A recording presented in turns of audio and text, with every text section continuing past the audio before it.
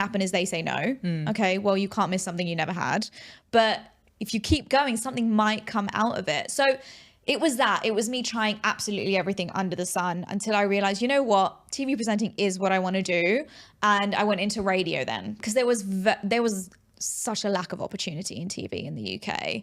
And so I wanted to expand my skill set, went into radio at a local radio station, and did that for like 5 months. I was shockingly bad.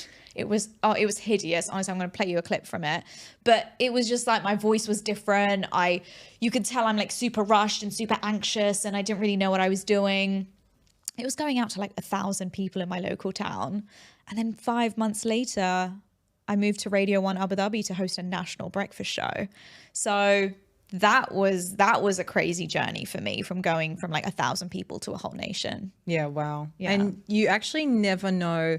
Like I always say, every networking thing you do, every job, every relationship, like I feel like we get so stuck in like, oh, that was such a waste of time. But honestly, every little thing has its role and leads you to exactly where you're meant to be, right? So even if that 5-month radio job was like, oh, whatever, it served me nothing, maybe you wouldn't have gotten attention for the Abu Dhabi role if you hadn't had that on your resume. So you just never know how all these things kind of play together.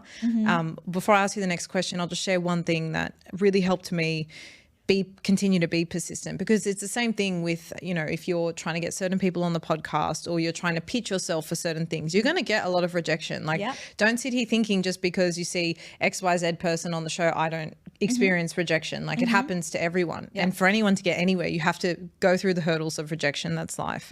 But a really beautiful reframe from me was, imagine you knew you had